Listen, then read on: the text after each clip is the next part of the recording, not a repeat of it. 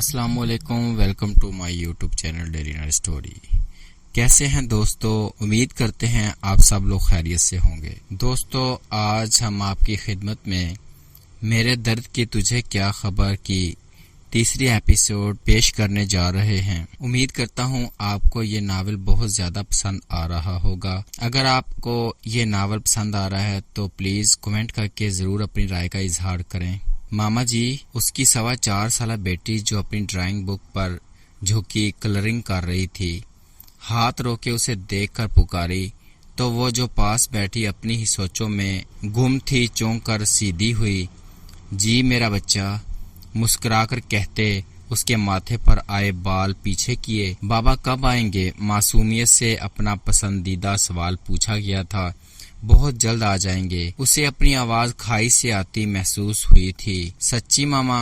پھر کتنا مزہ آئے گا۔ آپ کو پتہ ہے بابا میرے لیے اتنی بڑی ڈول لے کے آئیں گے۔ وہ پرجوش سی بازو پھیلا کر روشن آنکھیں لیے ماں کو بتا رہی تھی، اور اس بار میں اپنی ڈول کسی کو نہیں دوں گی۔ پچھلی بار بھی آپ نے ماہم آپی کو دے دی تھی۔ سر نفی میں ہلاتی وہ اپنے خدشات بتا رہی تھی۔ دعا اسے دیکھ کر رہ گئی، پھر اسے اپنے سینے سے لگا لیا۔ میری جان کی ڈول اس بار ہم کسی کو نہیں دیں گے۔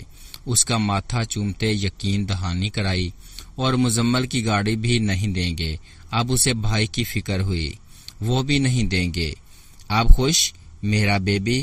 اس کا من موہنا چہرہ ہاتھوں کے پیالے میں لیے پیار سے کہا تو وہ کھلکھلا اٹھی۔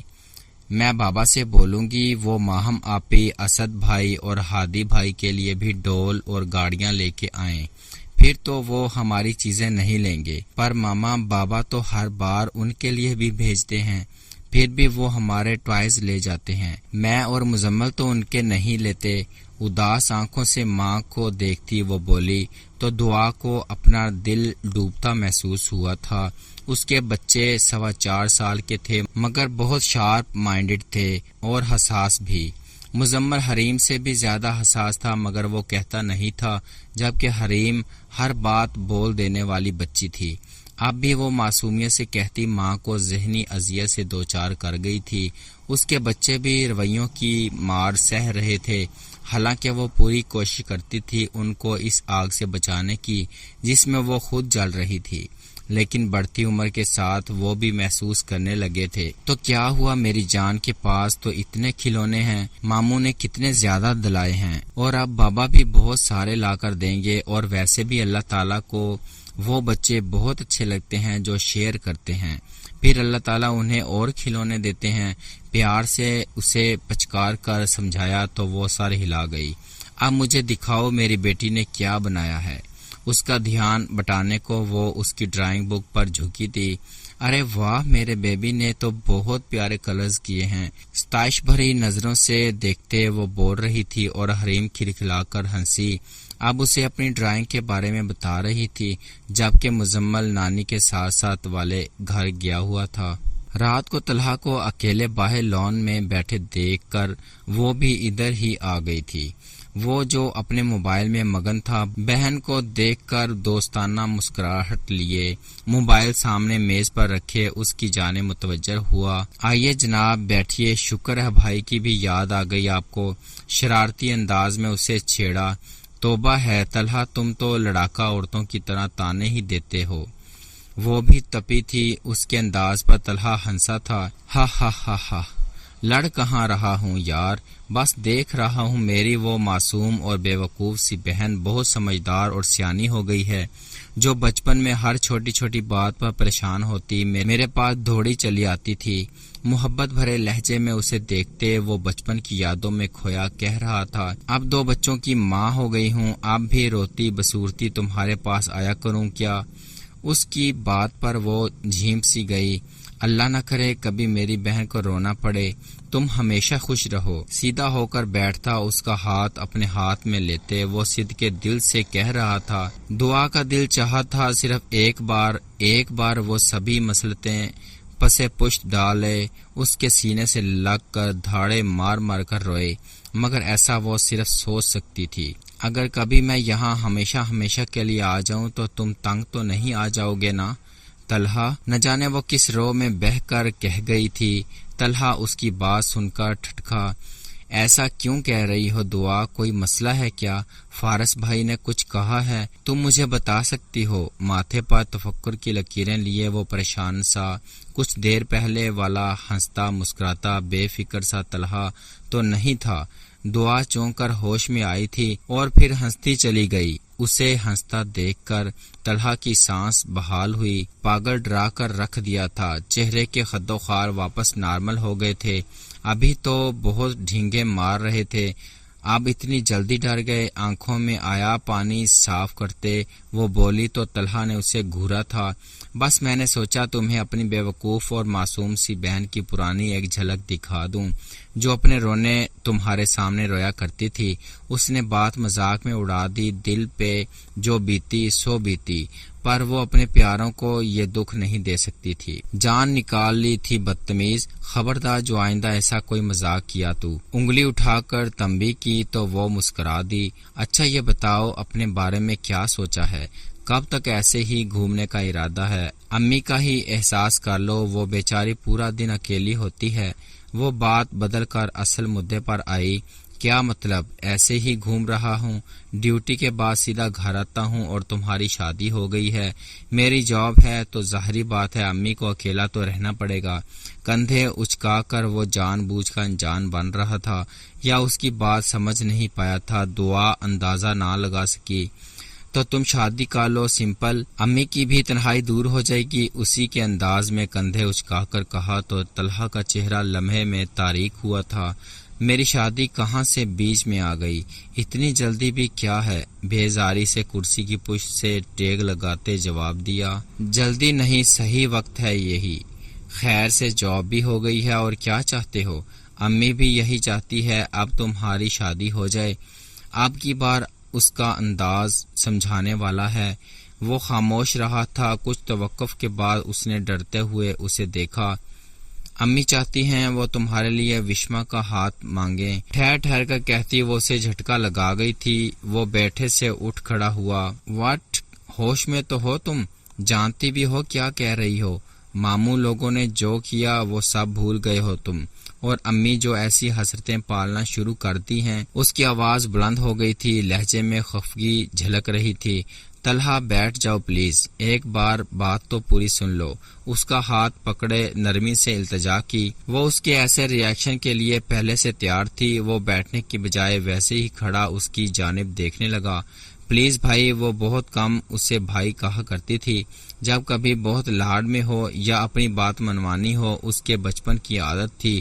اب بھی وہ گہری سانس بھرتا بیٹھ گیا تھا۔ جو ہوا قسمت کا لکھا تھا، جوڑے آسمانوں پر بنتے ہیں۔ میرا جوڑ فارس کے ساتھ لکھا تھا، آکاش کے ساتھ نہیں۔ اور پھر میں اپنے گھر خوش ہوں۔ اللہ کے کاموں میں پوشیدہ مصلحت انسانی عقل سمجھنے سے قاصر ہے۔ جو ہوا اچھا ہوا، پھر تم کیوں لکیر پھیر رہے ہو؟ اس سب میں نہ تمہاری غلطی ہے نہ ہی وشما کی۔ میں جانتی ہوں تم اسے پسند کرتے ہو۔ آخر میں ترچھی نظروں سے اسے دیکھتے کہا تو وہ نگاہ چرا گیا۔ تو پھر میں تمہاری طرف سے ہاں سمجھوں؟ بہت دیر بعد بھی وہ کچھ نہ بولا تو وہ چہک کر گویا ہوئی۔ طلحہ نے نظر بھر کر اس کے بے ریا چہرے کو دیکھا، پھر اداسی سے مسکرا دیا۔ تم کیسے اتنی جلدی سب بھول سکتی ہو؟ اب ماموں کو یاد آئی ہے ہماری، جب آکاش کی بیوی اسے لے اڑی ہے، اب انہیں اپنوں کی قدر ہوئی ہے۔ یہ دنیا بہت مطلب پرست ہے دعا، کبھی کبھی تمہاری معصومیت سے ڈر لگتا ہے مجھے۔ تم اس دنیا میں مس فٹ لگتی ہو۔ وہ ہار مانتے ہوئے بے بسی سے کہہ رہا تھا، لہجے میں بہن کے لیے محبت کا جہاں آباد تھا۔ جتنا نقصان اٹھانا تھا اٹھا لیا۔ طلحہ تم صحیح کہتے ہو، میری ناسمجھی نے میرے نصیب میں بہت سے خسارے لکھ دیے ہیں۔ دل ہی دل اس سے مخاطب وہ چہرے پر مسکراہٹ لیے اسے دیکھ رہی تھی۔ شکر ہے یہ محاذ تو سر ہوا، اب میں امی کو جا کر خوشخبری سناتی ہوں۔ چہک کر اس کے کندھے سے لگی کہتی وہ جلدی سے پلٹی تھی۔ جب طلحہ نے اس کا ہاتھ پکڑا وہ مڑ کر دیکھنے لگی۔ دعا، زندگی میں کبھی بھی کوئی بھی مشکل آئے، ساری دنیا بھی تمہارے خلاف ہو جائے، تب بھی میرے پاس آنے میں جھجکنا مت، میں ہمیشہ تمہارے ساتھ کھڑا رہوں گا۔ तुम कभी भी मेरे लिए बोझ न थी, ना ही होगी। उठकर उसके सर पर हाथ रखते यकीन दहानी कराई गई थी। यकीनन वो उसकी कुछ देर पहले कही बात के जेर असर कह रहा था। वो मुस्कुराती सर हिला गई। इस भाई की मोहब्बत पर वो शक भी कैसे कर सकती थी, जो सिर्फ उसके लिए अपनी बचपन की मोहब्बत तक से दस्तबरदार होने को तैयार था। अंदरूनी दरवाजे से दाखिल होते गर्दन मोड़कर उसे देखा था, जो अब कुर्सी पर बैठा था। बल्ब की रोशनी में उसके चेहरे पर खिली मुस्कान भली लग रही थी। उसने दिल में उसके सदा यूं ही खुश रहने की दुआ की थी। तलहा के हाँ करने पर अम्मी इतनी खुश थी, मगर वो चाहती थी कि फारस के वापस आने पर ही बात आगे बढ़ाई जाए। आखिर इनका इकलौता दामाद था। लेकिन फारस ने फोन पर बात करते उन्हें कह दिया था कि नेक काम में देर नहीं करनी चाहिए। यूं उन्होंने भाई से बात की और फिर अगले दिन ही रिश्ते के लिए वहां पहुंच गई थी। दुआ एक मुद्दत के बाद उन गली कूचों में दोबारा लौट कर आई थी।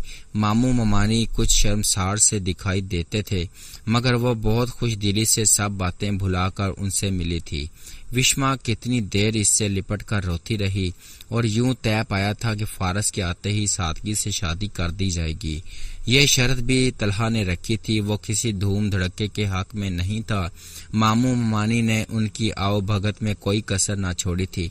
दोनों तरफ शादी की तैयारियां जोरों शोर से जारी थी और ऐसे में दिन गुजरने का पता भी न चला था। फारस रोज नहीं तो एक दिन छोड़कर कॉल लाजमी करता था। उसने सिर्फ एक बार वीडियो कॉल की थी, जिसमें दुआ गलती से भी उसके सामने नहीं आई थी। वो बहुत कम बच्चों से वीडियो कॉल पर बात करता था। उन्हें यूं रूबरू देखने के बाद दिल में उन्हें गले लगाने की ख्वाहिश और शिद्दत इख्तियार कर जाती थी, इसलिए वो इनको ऑडियो कॉल ही किया करता था।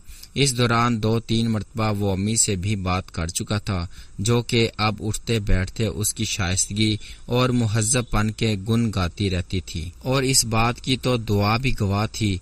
उसने हमेशा उसकी अम्मी को वही इज्जत और मकाम दिया था जैसा अपनी अम्मी के लिए था। तलहा से भी उसकी ठीक ठाक बेतकल्फी हो गई थी। उनके बहम जो एक खलासी थी, राब्ता ना होने की वजह से वो भी भर गई थी।